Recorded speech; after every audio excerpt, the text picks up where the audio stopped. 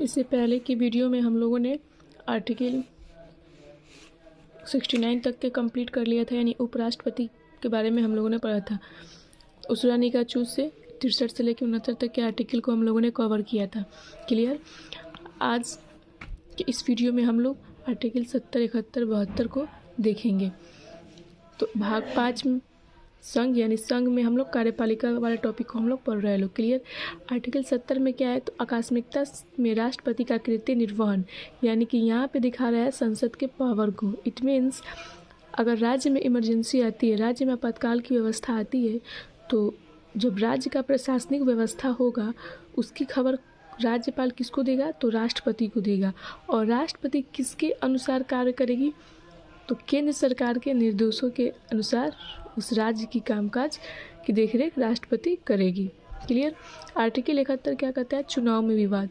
Article 71 के तहत यदि राष्ट्रपति, उपराष्ट्रपति और राज्य के विधानमंडल जो होते हैं, उसके विधानसभा और संसद में कोई भी विवाद आता है तो उसको कौन सॉर्ट आउट करेगा, तो सुप्रीम कोर्ट। और हमें पता है सबसे उच्च न्यायालय क्या है, सुप्रीम कोर्ट। आर्टिकल 72 क्या कहता है, राष्ट्रपति का क्षमादान। ये राष्ट्रपति की न्यायिक शक्ति को दिखलाता है। क्षमादान, तो राष्ट्रपति इस प्रोसेस से किसी सज़ा वाले व्यक्ति को क्षमा कर सकते हैं, या तो कंप्लीट माफ़ कर सकते हैं या पूरी तरह से उनको क्या कर सकते हैं, स्टे लगा सकते हैं। स्टे लगा सकते हैं। अगर उसका स्वास्थ्य खराब होगा तो उस पर स्टे लगा देंगे, यानी रोक लगा देंगे। परिहार में क्या करेंगे, राष्ट्रपति परिहार में टाइम, किसी व्यक्ति की सज़ा की टाइम को क्या किया जाएगा, तो घटा दिया जाएगा या बढ़ा दिया जाएगा, लेकिन सज़ा में कोई चेंजिंग नहीं होगा। लेकिन लघुकरण में सज़ा में चेंजिंग होगा, इन नेचर में चेंजिंग देखने को मिलेगा, टाइम वही रहेगा। क्लियर। प्रविलंबन, तो आर्टिकल 70, 71, 72 ये देखा जाए तो राष्ट्रपति के ही हित में है। ये आर्टिकल 71 सुप्रीम कोर्ट के बारे में। इसमें राष्ट्रपति पूरी तरह से माफ़ कर देते हैं, कंप्लीट माफ़, क्षमा में, पार्डन में। तो हम लोगों ने 3 आर्टिकल को कवर किए,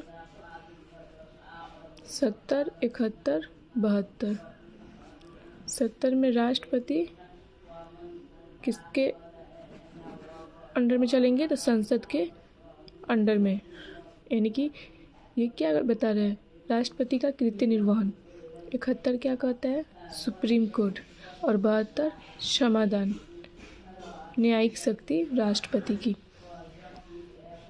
5 से सुप्रीम कोर्ट सुलझाएगा राष्ट्रपति, उपराष्ट्रपति, संसद और विधानमंडल के चुनाव से संबंधित विवादों को।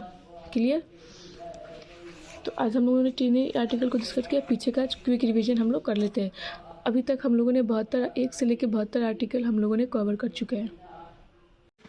हम इन 72 आर्टिकल को एक बार क्विक रिवीजन कर लेते हैं, जिससे क्या होगा, हमें ये याद रहेगा। ठीक है। तो अभी 1 से लेकर 72 तक जो आर्टिकल कंप्लीट हुआ है वह अभी हम लोग भाग 5 में ही है। भाग 6 में एंट्री नहीं किए लोग। और हमें पता है कि संविधान में कितने भाग हैं, तो 22 भाग होते हैं, जिसमें से हम लोग अभी 5वें वाले भाग पे अभी हम लोग हैं लोग। और 5वां वाला भाग में कितना, कहाँ से कहाँ तक है, तो जो भाग 5 है हमारा, जिसमें संघ की चर्चा की गई है, ये 52 से 151 तक है। और इसी 52 से हम लोगों ने 72 तक के राष्ट्रपति का क्षमादान तक कंप्लीट कर लिया है। ठीक है। सो हम लोग इसे जल्दी से क्विक रिवीजन कर लेते हैं। संविधान की प्रमुख अनुच्छेद। तो सबसे पहले हमारे अंदर ये माइंड में ये डायग्राम बनाना है कि 1 से लेकर 4 तक का जो भाग 1 में निहित है, संविधान के भाग 1 में, आर्टिकल 1 से लेकर 4 तक।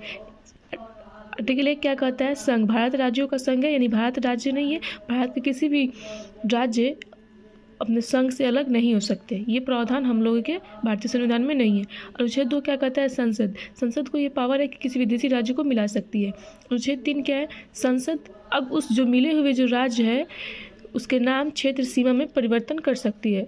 अनुच्छेद 4 आर्टिकल 2 और 3, यानी ये 2 और 3 का जो प्रावधान है ना, उसको संसद करेगी, खुद करेगी, और इसमें राष्ट्रपति हस्तक्षेप नहीं करेंगे, यानी कि राष्ट्रपति को 368 के बाहर रखा गया है।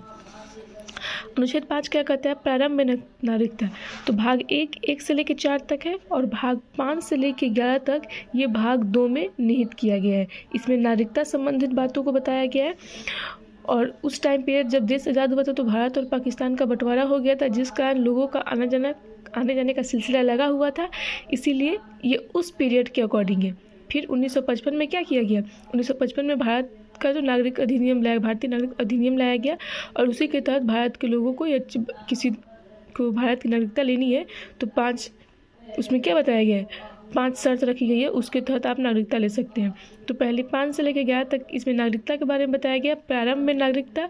अनुच्छेद 6 क्या कहता है? पाकिस्तान से जो लोग इंडिया आए हुए हैं उन्हें नागरिकता दी जाएगी अगर वह लोग 19 जुलाई 1938 यानी परमिट रूल लागू होने से पहले आ गए लोग, तो अगर वह उसके बाद आएंगे तो उन्हें परमिट दिखाना पड़ेगा, एक तरह का पंजीकरण दिखाना पड़ेगा। क्लियर?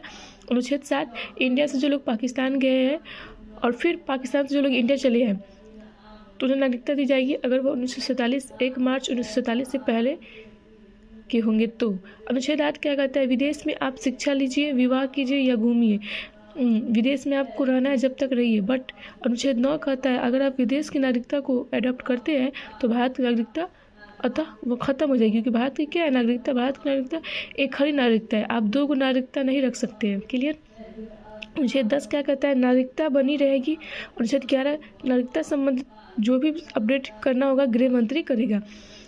तो भाग 2 भी कंप्लीट। भाग 3 12 से लेकर 35 तक है, मौलिक अधिकार इसमें आता है। अनुच्छेद 12 राज्य की परिभाषा। अनुच्छेद 13 क्या कहता है? अल्पीकरण। अनुच्छेद 14 समता अधिकार, यानी समता समानता का अधिकार। पहला विधि के समक्ष समानता और विधि के समान संरक्षण। अनुच्छेद 15 क्या कहता है? जाति, धर्म, लिंग, जन्म स्थान पर किसी भी प्रकार का भेदभाव नहीं होगा। अनुच्छेद 16 कहता है लोक नियोजन में समानता। अनुच्छेद 17 कहता है अस्पृश्यता का अंत। अनुच्छेद 18 कहता है उपाधियों का अंत। अनुच्छेद 19 अभिव्यक्ति की स्वतंत्रता। इसमें 6 प्रकार की स्वतंत्रता है: बोलने की स्वतंत्रता, सभा, संगठन, घूमने, बसने की और व्यवसाय करने की क्या है स्वतंत्रता दिया गया है। लेकिन इसमें से संपत्ति की जो स्वतंत्रता था उसे हटा दिया गया है। यह एक संपत्ति का जो स्वतंत्रता है ये वैधानिक अधिकारी से बना दिया गया है। अनुच्छेद 20 क्या कहता है? इसमें 3 तरह की स्वतंत्रता मिली है। एक्सपोज, जब आप कोई गुनाह करते हैं तो उसके तहत आपको क्या क्या संरक्षण दी गई है इसमें बताया गया है। X post fact law, double जो पार्टी सेल्फ इंक्रिमिनेशन पे अपने खिलाफ गवाही नहीं दे सकते हैं, एक गलती की एक सज़ा होगी और सज़ा उस समय के लॉ के अकॉर्डिंग होगा। क्लियर? अनुच्छेद 21 क्या कहता है? प्राण एवं दैहिक स्वतंत्रता। और इसी में क्या किया गया? 21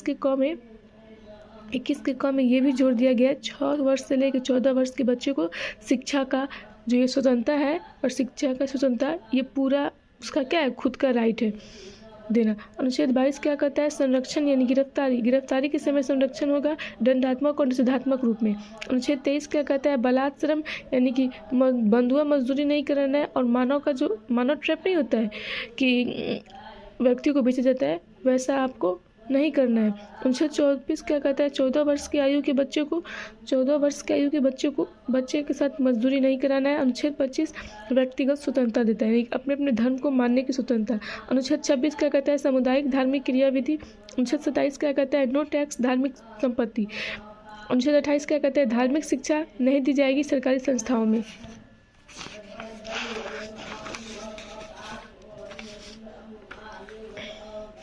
अनुच्छेद 29 अल्पसंख्यक जाति, धर्म, संस्कृति, भाषा में उनको 10% का आरक्षण दिया जाएगा। अनुच्छेद 30 क्या कहता है? 29 के तहत अगर वे लोग जो अल्पसंख्यक है, माइनॉरिटी है, वे खुद को क्या कर रहे हैं, असहज फील कर रहे हैं, तो वे लोग अलग अपना संस्था खोल सकते हैं। अनुच्छेद 30 ये क्या करता है? ये उनको फ्रीडम देता है।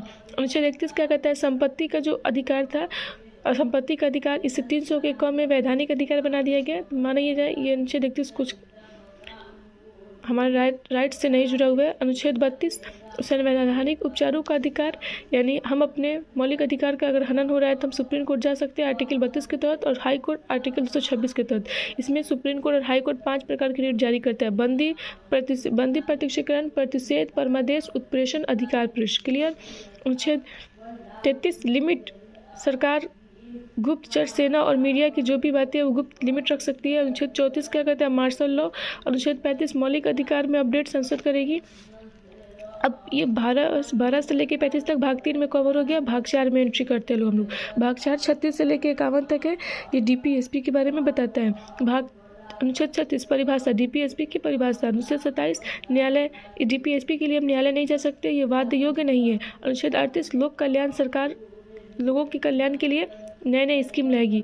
अनुच्छेद 39 क्या कहता है, समान काम के लिए समान वेतन स्त्री और पुरुषों में। इसी में निःशुल्क शिक्षा विधि, निःशुल्क विधि सहायता। अनुच्छेद 40 ग्राम पंचायत। अनुच्छेद 41 में क्या है, कुछ दशाओं में सहायता। अनुच्छेद 42 मनुष्य दशा प्रसूति। अनुच्छेद 43 में न्याय संगत निर्वाह वेतन, यानी कि जितना हमसे काम मतलब कराया जा रहा है उतना ही वेतन देना चाहिए। अनुच्छेद 44 क्या कहता है, समान नागरिक संहिता UCC, विवाह, तलाक और वसीयत, इन तीनों मैटर में हिंदू, मुस्लिम, सिख, ईसाई जितने भी भारत के जितने भी अलग अलग धर्म के लोग हैं उन सब का लॉ एक ही होगा। अनुच्छेद 45 क्या कहता है, 6 वर्ष के बच्चे तक, 0 से लेकर 6 वर्ष के बच्चे को स्वास्थ्य की देखरेख सरकार की जिम्मेवारी है, और 6 वर्ष से लेकर 14 वर्ष के बच्चे तक उनको शिक्षा दिलाना भी जिम्मेवारी है। लेकिन इसको यहाँ पे भी इसका वर्णन किया गया और इसे 66वां संविधान संशोधन 2002 के द्वारा इसे मौलिक अधिकार 21 के क में जोड़ दिया गया है। क्लियर। अनुच्छेद 46 क्या कहता है, SC ST OBC के लिए आरक्षण। अनुच्छेद 47 क्या कहता है, पोषण आहार सरकार उपलब्ध कराएगी, शराब और नशीली दवाओं पर रोक लगाएगी। अनुच्छेद 48 क्या कहता है, कृषि और पशुपालन की देखरेख के लिए सरकार वन्य जीव पर्यावरण वन सुरक्षा अधिनियम सुरक्षा ये सब में क्या करेगी, अपना कर्तव्य करेगी। अनुच्छेद 49 क्या कहता है, राष्ट्रीय स्मारकों की सुरक्षा। अनुच्छेद 50 कार्यपालिका को न्यायपालिका से अलग किया गया। अनुच्छेद 51 अंतर्राष्ट्रीय शांति यानी UNO, अंतर्राष्ट्रीय शांति, अंतर्राष्ट्रीय स्तर पे भारत अंतर्राष्ट्रीय शांति का क्या करेगी, दायित्व निभाएगी। इसी के तहत भारत को क्या मिला है, UNO में सदस्य मिला गया है। और 51 में क्या जोड़ा गया, मौलिक कर्तव्य जोड़ा गया। मौलिक कर्तव्यों की संख्या 11 है, जबकि मौलिक अधिकार की संख्या 6 है। क्लियर। अब 52 से लेकर 151 तक भाग 5 है, संघ के बारे में चर्चा है। और संघ का जो कार्यपालिका होता है, कार्यपालिका, विधायिका, न्यायपालिका, इसी में आएगा क्योंकि संघ में ही 3 आता है। तो जो कार्यपालिका है हमारा, क्या गया हुआ, कार्यपालिका, उसके बारे में हम लोग पढ़ रहे हैं लोग। तो 52 से लेकर 61 तक जो आर्टिकल है वह राष्ट्रपति के बारे में मेनली बताता है। ठीक है। और 63 से लेकर 69 तक के आर्टिकल उपराष्ट्रपति के बारे में बताता है। तो 52 में क्या है, राष्ट्रपति का पद ब्रिटेन से लिया गया है। 53 कार्यपालिका का अध्यक्ष कौन होता है, राष्ट्रपति होता है। आर्टिकल 54 में क्या कहा गया, निर्वाचन, राष्ट्रपति का निर्वाचन एकल संक्रमणीय अनुपातिक गुप्त प्रणाली द्वारा होगा और इसे गुप्त रखा गया जाएगा। ये प्रत्यक्ष नहीं, ये अप्रत्यक्ष रूप से होता है। इसमें जनता भाग नहीं लेती है, जनता के प्रतिनिधि भाग लेते हैं। क्लियर। अनुच्छेद 55 में क्या है, राष्ट्रपति का कोटा। 56 में राष्ट्रपति का कार्यकाल 5 साल का होता है। अगर कोई अन्य राष्ट्रपति नहीं है तो वे 6 महीने तक रह सकते हैं। और राष्ट्रपति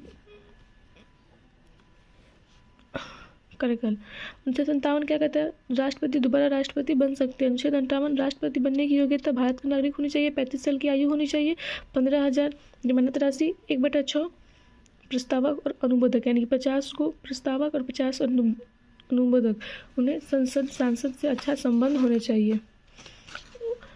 59 में क्या कहेगा, राष्ट्रपति बनने की शर्त और दशा, यानी पागल नहीं होना चाहिए, लाभ के पद पर नहीं होना चाहिए, संसद का सदस्य नहीं होना चाहिए।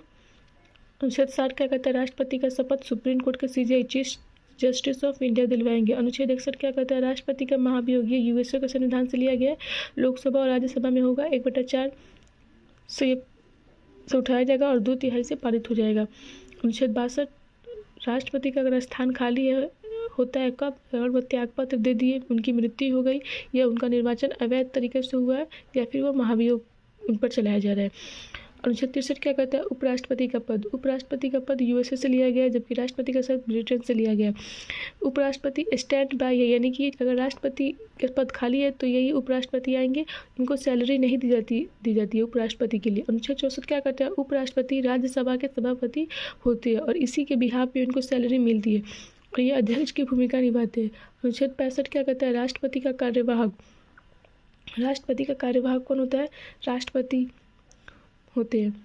राष्ट्रपति का पद जब खाली होता है तो उनका राष्ट्रपति का कार्यवाहक उपराष्ट्रपति होते हैं। अनुच्छेद 66 क्या कहता है, उपराष्ट्रपति का निर्वाचन, पागल नहीं होना चाहिए, लालच के पद पे नहीं होना चाहिए, नागरिक होना चाहिए, और 20 प्रमोदक और 20 अनुमोदक, और 35 साल की आयु होनी चाहिए। अनुच्छेद 67 क्या कहता है, उपराष्ट्रपति का कार्यकाल 5 साल होना चाहिए और खाली,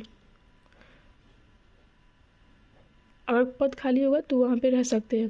अनुच्छेद 68 क्या कहता है, चुनाव, उनका चुनाव यथाशीघ्र होगा। इसमें 6 महीने का प्रोविजन नहीं रखा गया, जबकि राष्ट्रपति के चुनाव में 6 महीने के अंदर में राष्ट्रपति का चुनाव करा लेना है। क्लियर। अनुच्छेद 69 में क्या है, राष्ट्रपति का नहीं, 69 में है उपराष्ट्रपति का शपथ कौन दिलवाएंगे, तो राष्ट्रपति दिलवाएंगे। और अनुच्छेद 70 क्या कहता है, राष्ट्रपति कृति निर्वहन होंगे, इसमें संसद को शक्ति दिखलाया जा रहा है। अनुच्छेद 71 क्या कहता है, चुनाव में विवाद होगा तो सुप्रीम कोर्ट सुलझाएगा यदि राष्ट्रपति उपराष्ट्रपति संसद विधानसभा के चुनाव में। अनुच्छेद 72 क्या कहता है, राष्ट्रपति का क्षमादान। क्लियर। तो आज हम लोगों ने 1 से लेकर 72 तक के आर्टिकल को क्विक रिवीजन कर लिया।